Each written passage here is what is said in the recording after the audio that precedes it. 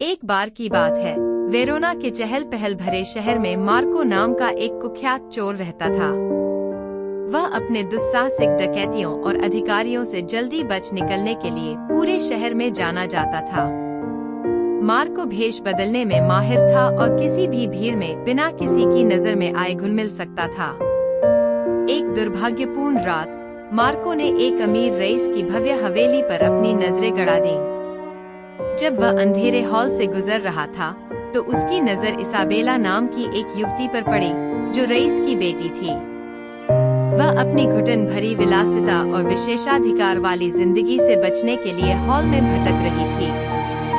पहले तो इसाबेला उस चोर से डर गई जिसने उसके घर पर हमला किया था, लेकिन जब उसने मार्को की आंखों में देखा तो उसे उदासी और अकेलेपन की एक झलक दिखाई दी जिसने उसके दिल को छू लिया।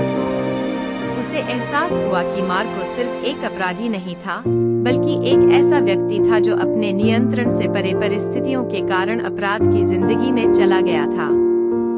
जैसे जैसे मार्को रईस के खजानों को खंगाल रहा था, इसाबेला ने खुद को एक ऐसे तरीके से उसकी ओर आकर्षित पाया जिसे वह समझा नहीं सकती थी।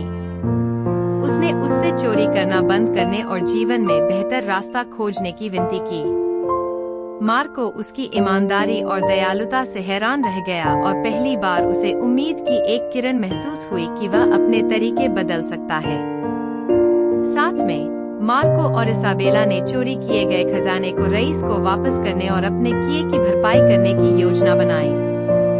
उन्होंने जो नुकसान हुआ था उसे ठीक करने के लिए अथक प्रयास किया। इस दौरान वे एक दूसरे के करीब आए और एक ऐसा बंधन बनाया जो उनके मतभेदों से परे था। अंत में मार्को ने खुद को अधिकारियों के हवाले करने और अपने कार्यों के परिणामों का सामना करने का फैसला किया। इसाबेला उसके साथ खड़ी रही और उसे अपना अटूट समर्थन और प्यार दिया।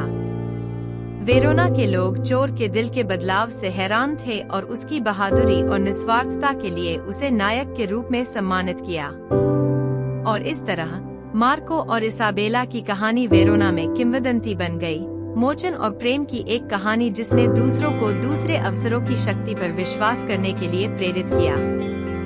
उस दिन से मार्को ने अपने कौशल का उपयोग अच्छे कार्यों के लिए करने की कसम खाई और इसाबेला के साथ मिलकर उन्होंने अपने जीवन में एक नया अध्याय शुरू किया जो रोमांच, क्षमा और असीम प्रेम से भरा था।